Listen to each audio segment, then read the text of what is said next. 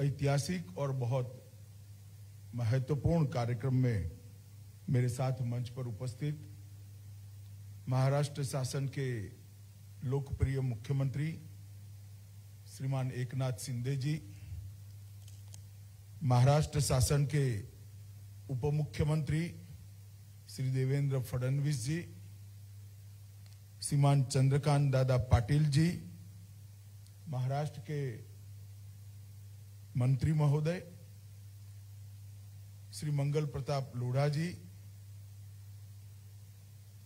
श्री शिवेंद्र राजे भोसले जी, श्री नाना जाधव जी, श्री जगदीश कदम जी, doctor Praveen जी और आज के कार्यक्रम में आए हुए सभी गणमान्य लोगों को मैं नमस्कार करता हूं, मेरी बात की शुरुआत करता हूं।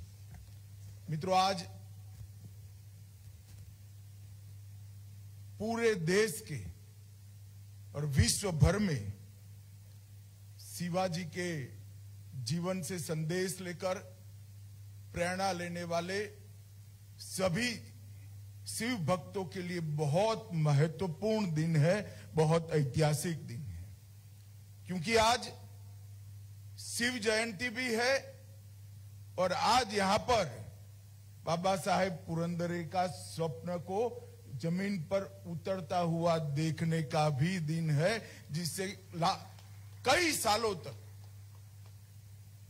महाराज छत्रपति शिवाजी महाराज के यशोगान को यह भूमि करती रही। और मेरे लिए, मेरे जैसे व्यक्ति के लिए ये सौभाग्य का पल है कि ये ट्रस्ट ने इस महत्वपूर्ण काम के लिए मुझे जुड़ने का मौका दिया और मेरे लिए ये बहुत सौभाग्य की बात है। मित्रों, आज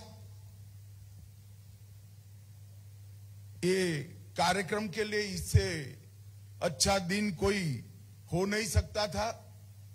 शिव सृष्टि के प्रथम चरण का लोकार्पण कल से सारे लोग इसको देखेंगे और लोकार्पण के लिए शिव जयंती से बड़ा कोई दिन हो नहीं सकता था। आज इस कार्यक्रम की शुरुआत में मैं छत्रपति शिवाजी महाराज को कोटि कोटि प्रणाम कर कर उनके देश के लिए, धर्म के लिए, स्वराज के लिए, स्वभाषा के लिए उनका जो योगदान है उसको भी मैं प्रणाम कर कर, वंदन कर कर मेरी बात की शुरुआत करना चाहता हूं। आज मैं बाबा साहब को भी प्रणाम करना चाहता हूं, क्योंकि मुझे मालूम है बाबा साहब के 100 साल के जीवन में शिवराय के यशोगान के लिए उन्होंने जो पूरा जीवन समर्पित किया, अगर एक व्यक्ति इसी प्रकार से शिवराय के जीवन को समर्पित न होता तो आज शिवाजी महाराज को जानने वालों की संख्या बहुत कम होती। समग्र देश के अंदर घूम घूम कर शिवाजी महाराज के जाने हुए अनजान कई प्रकार के जीवन के प्रसंग को शिव शाहीर बाबा साहेब ने जनता के सामने रखा। उनके जीवन के उत्तुंग से उत्तुंग शिखरों से जनता का परिचय कराने का काम बाबा साहेब पुरंदरे ने किया। मैं गुजरात में था, जानता राजा का गुजरात के हर जिले में कार्यक्रम उस वक्त के गुजरात के मुख्यमंत्री और आज देश के प्रधानमंत्री ने बाबा साहब को विनंती कर कर कराया था। उस वक्त मैंने गुजरात के 8 जिलों में जानता राजा के नाटक के साथ में गया था। उस वक्त युवा जिस प्रकार से शिवाजी महाराज की जय के नारे लगाते थे, कार्यक्रम शुरू होने के पहले और कार्यक्रम समाप्त होने के बाद वो दोनों की तीव्रता में 3 से 4 गुना अंतर होता था। आते थे तो एक नाट्य रूपांतर देखने के लिए और जाते थे शिवाजी महाराज के अनन्य भक्त बनकर। ये इतना बड़ा कार्यक्रम पूरे देश भर के जिले जिले में लेकर वो घूमे, और आज बाबा साहेब है नहीं, परंतु उनका स्वप्न साकार होने जा रहा है। मैं ट्रस्ट के सभी ट्रस्टियों का मनपूर्वक अभिनंदन करना चाहता हूं कि आपने इस काम को आगे बढ़ाने का फैसला लिया है। और एकनाथ जी ने कहा काम रुकेगा नहीं। एकनाथ जी, मैं और आप क्या होते हैं, ये ईश्वरीय काम है। शिवराय की प्रतिष्ठा ही ऐसी है कि ये काम कभी रुकने वाला नहीं, ये काम आगे ही बढ़ने वाला है, और एक काम ये ईश्वरीय काम। मित्रों, आज मैं यहां पर आया हूं तब हिंदी कवि मैथिली शरण गुप्त ने श्री रामचरित्र के बारे में एक बात कही थी। मैं आज शिव छत्रपति के बारे में इसको जोड़कर कहना चाहता हूं। उन्होंने कहा, राम तेरा चरित स्वयं ही काव्य है, कोई कवि बन जाए ये तो सहज संभाव्य है। राम का चरित्र ही अपने आप में काव्य है, कोई भी व्यक्ति कवि बन ही सकता है चरित्र को पढ़कर। शिवराय का जीवन ही एक ऐसा संदेश है जो आज भी कश्मीर से कन्याकुमारी और द्वारका से कलकत्ते तक, गंगा सागर तक सभी लोगों को प्रेरणा देता है, सभी लोगों को प्रेरित करता है। और ये शिवाजी महाराज का जीवन चरित्र बाबा साहेब पुरंदरे से शिव साहिर बाबा साहेब पुरंदरे का नाम में जो परिवर्तित हुआ, इसमें बाबा साहेब पुरंदरे का बहुत बड़ा योगदान है। शिव स्तुति करना अलग बात है, शिवाजी महाराज के जीवन को, उनके कर्तृत्व को अनेक जगहों पे बिखरे हुए इनके जीवन के 50 साल एकत्रित करना, अधिकृत दस्तावेजों का संकलन करना, दुनिया भर से, मैं बहुत सोच समझकर शब्द प्रयोग करता हूं, दुनिया भर से भिक्षा मांगकर दस्तावेजों को एकत्रित करना और एक शिव चरित्र का इतिहास नई पीढ़ी के लिए तैयार करना, वो बाबा साहेब ने इस देश पर बहुत बड़ा उपकार किया है। मित्रों, आज मैं एक ऐसे व्यक्ति ने क्या ऐसा उत्तुंग कार्य, इसका लोकार्पण में मैं हिस्सेदार हुआ हूं, इसका भी मुझे बहुत आनंद भी है और मैं गर्व भी महसूस करता हूं। बाबा साहब ने अपने जीवन में गोवा मुक्ति संग्राम, दादरा नगर हवेली मुक्ति संग्राम, दीव दमन मुक्ति संग्राम, इस सब में जुड़कर एक यशस्वी योगदान दिया। एक देशभक्त के नाते इनका एक कर्तृत्व था, मगर बाबा साहब पुरंदर के जीवन के सारे काम एक और छत्रपति शिवाजी महाराज का यशोगान एक और, ये काम बहुत भारी किया, इसका पलड़ा बहुत भारी है। मित्रों, आज यहाँ पर 4 चरण में से पहला चरण समाप्त हुआ है। 438 करोड़ का ये प्रोजेक्ट बनाया है, बड़े साहस के साथ बनाया है, मगर मुझे पूरा विश्वास है कि प्रोजेक्ट निश्चित रूप में तय किए हुए टाइम टेबल में ही समाप्त होगा, इसका मुझे पूरा भरोसा।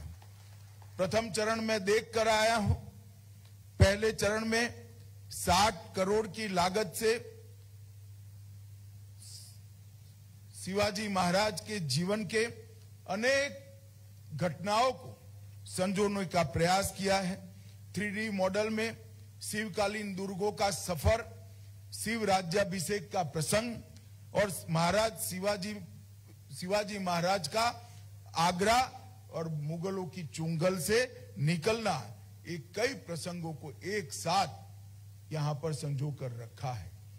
कई लोग पढ़ते नहीं हैं शिवाजी महाराज का जीवन चरित्र, सब लोग पढ़ पाए संभव भी नहीं, उपलब्धता भी नहीं होती है, मगर यहां जो आएगा वो शिवाजी महाराज के जीवन को तो जानकर जाएगा ही जाएगा, शिवाजी महाराज के संदेश को भी लेकर जाएगा। क्योंकि मैं मानता हूं महाराज छत्रपति शिवाजी महाराज ये कोई नाम नहीं है, एक विचार है।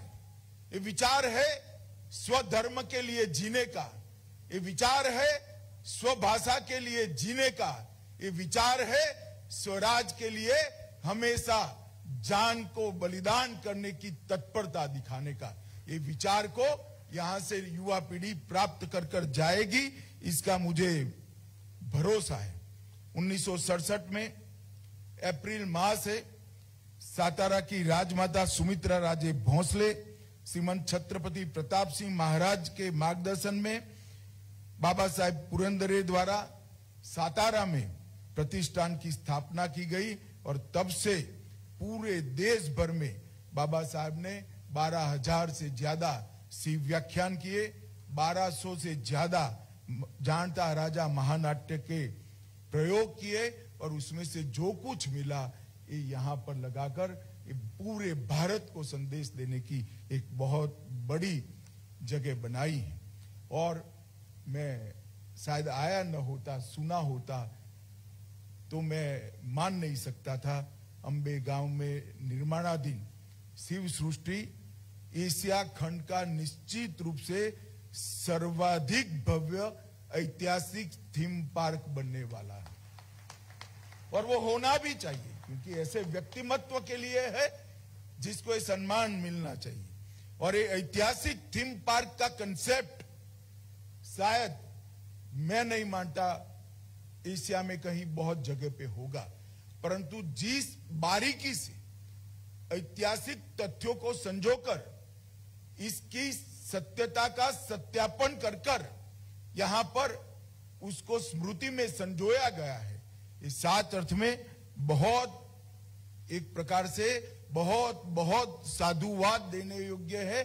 इसलिए मैं सभी ट्रस्टियों को मन से भीड़ से बहुत बहुत साधुवाद देना चाहता हूं। शिव सृष्टि के निर्माण में तंत्र ज्ञान और इतिहास ये दोनों का अद्भुत मिलन देखने को मिलता है। Holography, project mapping, miniatures, motion simulation, 3D और 4D टेक्निक और लाइट एंड साउंड टेक्निक, ये सभी का अद्भुत सम्मिश्रण कर कर इतिहास को जीवित करने का ये प्रयास है। ये प्रयास निश्चित रूप से शिवाजी महाराज के जीवन के संदेश को आज की युवा पीढ़ी तक पहुंचाएगा। न केवल महाराष्ट्र, देश भर के यात्रियों के लिए, देश भर के शिव भक्तों के लिए और दुनिया भर के इतिहास विद्यों के लिए ये स्थान बहुत महत्वपूर्ण स्थान बनने वाला है।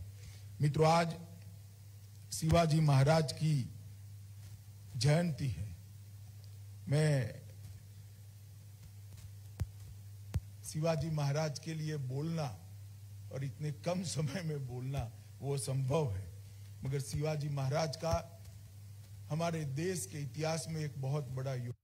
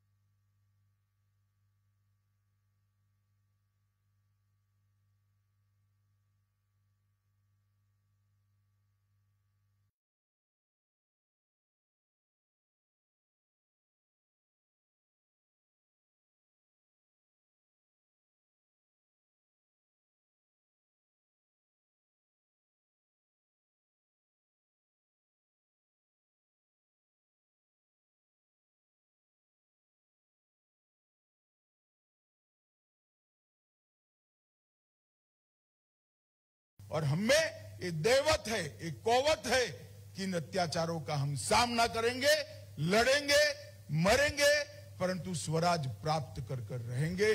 और शिवाजी महाराज का ये संदेश, शिवाजी महाराज का ये विचार उनके बाद भी सन 57 तक, 1857 तक दिखाई पड़ा। मित्रों, जो शुरुआत शिवाजी महाराज ने अपने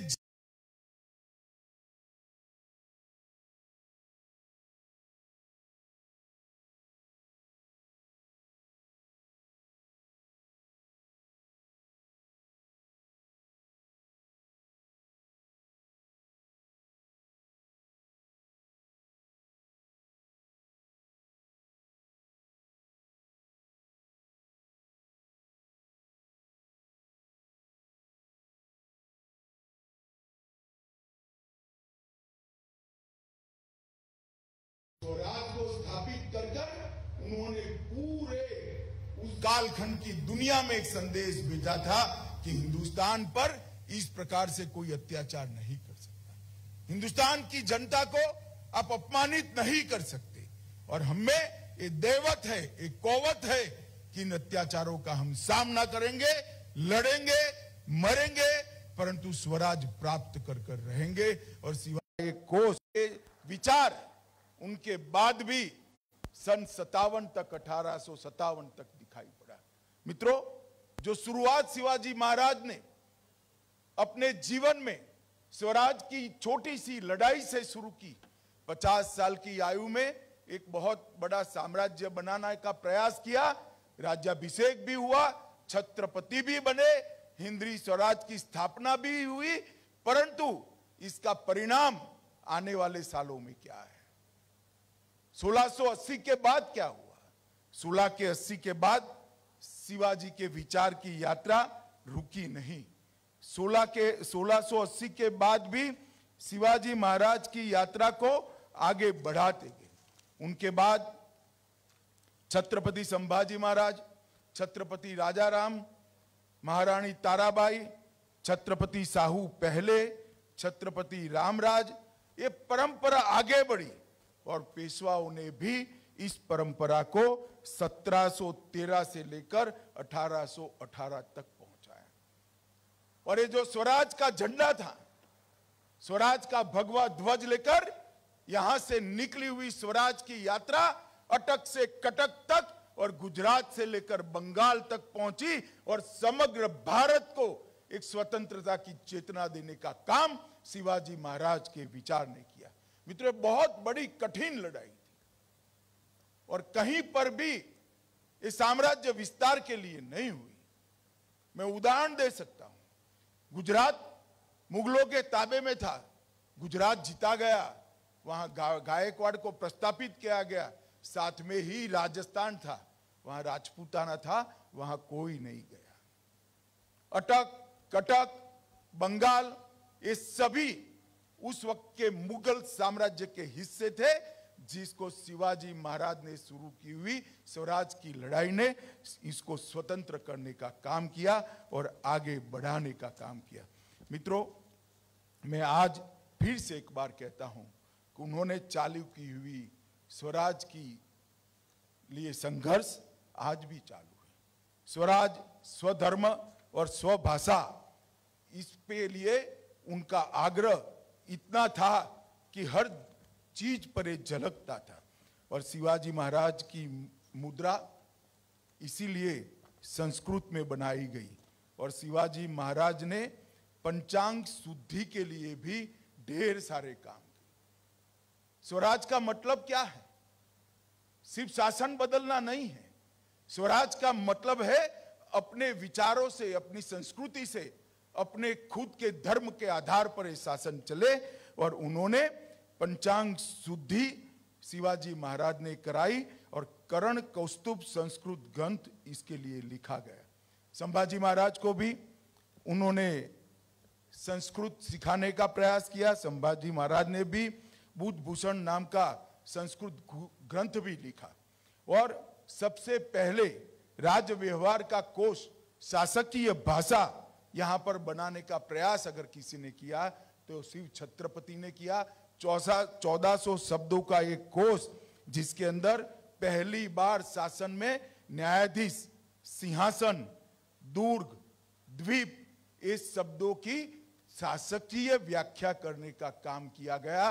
और पहली बार लंबे समय के बाद हमारी स्वभाषा में शासकीय शब्दकोश अगर किसी ने बनाया तो शिवाजी महाराज ने भी। मुगलों और परकीय आक्रांताओं के शासन में अनेक मंदिरों को तोड़ा गया। पिछले सप्ताह ही प्रमोद सावंत जी ने गोवा में सप्तकोटेश्वर मंदिर का पुनर्निर्माण किया।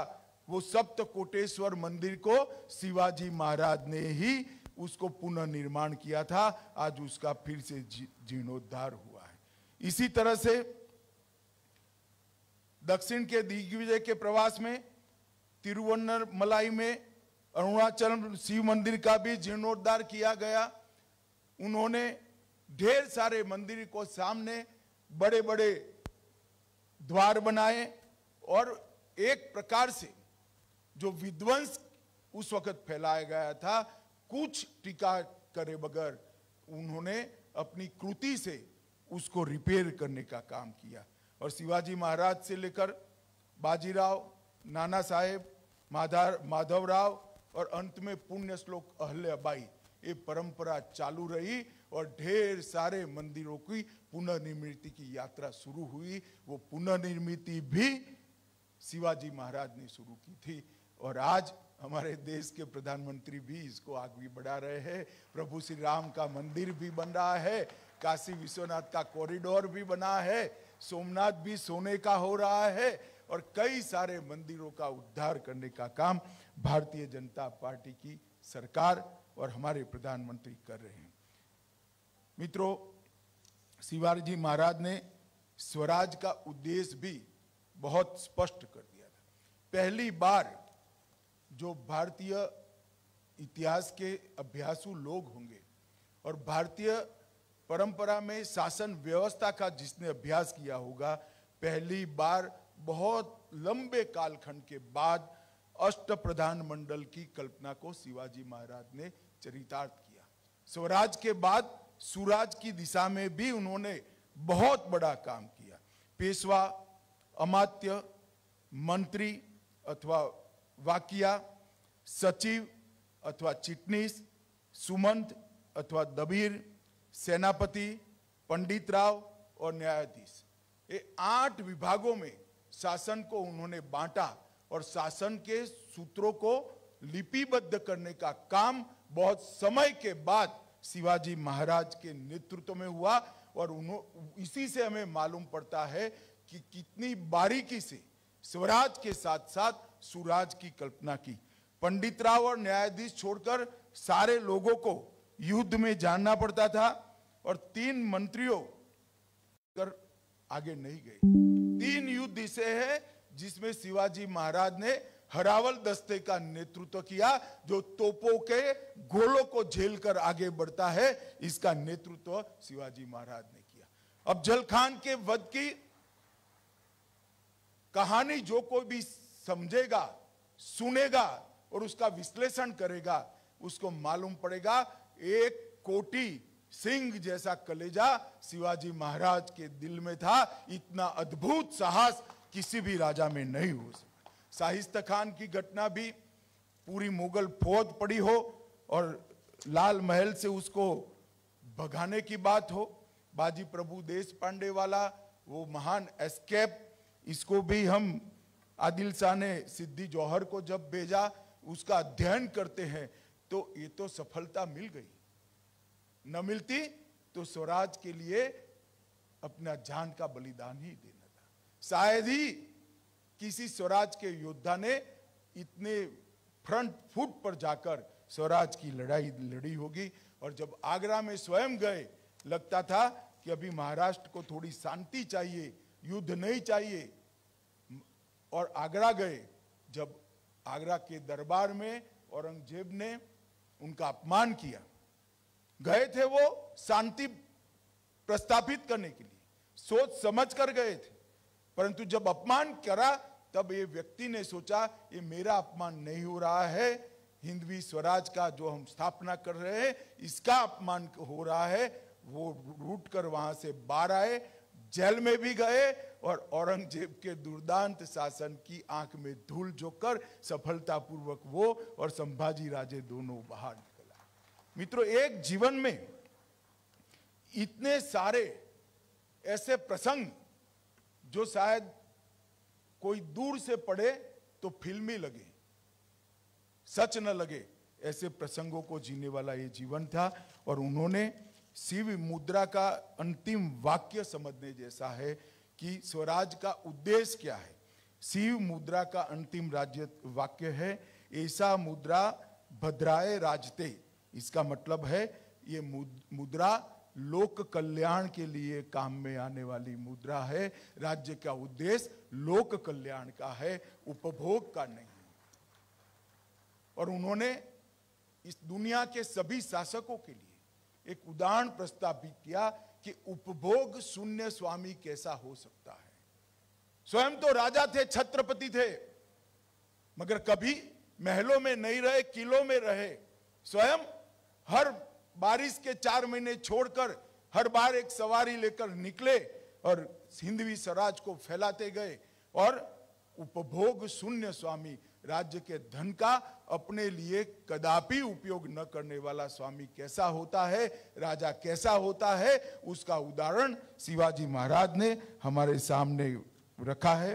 अब शिवाजी महाराज ने किसानों के लिए सिंचाई और कृषि कर डालकर उनके कल्याण की अनेक योजनाएं को लागू कर देश की अर्थनीति, ग्राम आधारित अर्थनीति का भी नींव डालने का काम किया। उनके समय में महाराष्ट्र में पूरी संत परंपरा का, उस वक्त अंग्रेज आ चुका था, पश्चिमी तटों की सुरक्षा करे बगैर, उस पश्चिमी तट से होने वाले व्यापार को सुरक्षा करे बगैर इस देश को लंबे समय नहीं चलाया जा सकता। उन्होंने नौ सेना की स्थापना की और 1665 में बसरूर पर हमले का खुद नेतृत्व किया। वो युद्ध पोत पर वहां लड़ने के लिए गए। मित्रों, शिवाजी महाराज के बाद भी इस स्वराज का विचार जो शिवाजी महाराज ने शुरू किया वो चल पड़ा और कई सालों तक देश के अंदर अपनी मूल विचार, मूल संस्कृति, अपना स्वधर्म के लिए, स्वभाषा के लिए और स्वराज के लिए जीने वाले, लड़ने वाले, मरने वाले लोगों की एक बड़ी फौज की निर्मित हुई। शिवाजी महाराज के जीवन को कभी भी इसका वर्णन कोई नहीं हुआ। कौन इन्होंने झेली हुई यातनाओं को अनुभव कर सकता है। एक व्यक्ति जो स्वभाव से संवेदनशील है, स्वभाव से सत्वशील है, वो जब सूरत लूटने जाता है क्योंकि मुझे राजकोष चाहिए, कितनी वेदना होगी उस व्यक्ति के मन में, इसकी अनुभूति कोई कर नहीं सकता है। एक व्यक्ति जब इसके एक के बाद एक साथी मुगलों के सामने लड़ते लड़ते न्यौछावर हो गए, कितनी वेदना वो व्यक्ति के मन में पड़ी होगी कोई जान नहीं सकता। जब तानाजी नहीं रहे, जब बाजी प्रभु नहीं रहे, क्या बीती होगी उनके दिल पर, क्योंकि वो साथी मानने वाला व्यक्ति था, वो राजा बनने वाला व्यक्ति नहीं था। इनकी मन की वेदना, उनका परिताप, इसका कोई अनुभव नहीं कर सकता, उसका वर्णन भी नहीं हो सकता। और मित्रों, वहां से जो परंपरा चली, महादजी सिंधिया ने 1771 में दिल्ली का कब्जा लिया, वहां तक पहुंची। इसके बाद इससे भी आके मराठा फौज गई और अटक से कटक तक का पूरा साम्राज्य बनाया। आज शिव जयंती के मौके पर यहाँ पर एक भव्य शिव सृष्टि के निर्माण के पहले चरण का समापन हुआ है। 4 चरण जब समाप्त हो जाएंगे, इस शिव सृष्टि शिवराय की गाथा को बड़े गौरव के साथ समग्र विश्व के सामने रखेगी। और वो वहां से सिर्फ एक ऐतिहासिक सत्य के रूप में नहीं जाएगा, शिवाजी विचार के, शिवाजी, मैं फिर से कह देता हूं, शिव छत्रपति का जीवन एक राजा का जीवन नहीं है, एक विचार है। और ये विचार को मानने वाले अनेक लोगों को ये शिव सृष्टि आगे बढ़ाएगी, कई लोग उसमें जुड़ेंगे और ये यात्रा भारत को परम वैभव पर पहुंचाने की यात्रा बन जाएगी। जो आज मोदी जी के नेतृत्व में आज़ादी के अमृत महोत्सव में मोदी जी ने हमारे सामने लक्ष्य रखा है, जब आज़ादी की शताब्दी मनाई जाएगी तो विश्व में हर एक क्षेत्र में भारत सर्वप्रथम होगा, परम वैभव के स्थान पर होगा। वो भारत की निर्मित करने वाले कई योद्धा यहाँ से निकलेंगे, इसकी मुझे श्रद्धा है। फिर से एक बार बाबा साहब पुरंदरे का ये महान प्रयास को मैं दो हाथ जोड़कर प्रणाम कर कर बाबा साहब को श्रद्धांजलि देना चाहता हूँ, क्योंकि उनका ये प्रयास आने वाले कई वर्षों तक स्वराज, स्वभाषा और स्वधर्म के लिए संघर्ष करने का विचार कई लोगों में प्रेरित करे, कई लोगों को प्रेरित भी करेगा और कई लोग ये विचार को लेकर आगे बढ़ेंगे, इसकी मुझे श्रद्धा है। फिर से ट्रस्ट के साथ जुड़े हुए सभी लोगों का इस पुण्य कार्य में मुझे उपस्थित रहने का मौका देने के लिए धन्यवाद कर मेरी बात को समाप्त करता हूं। भारत माता की जय, वंदे मातरम।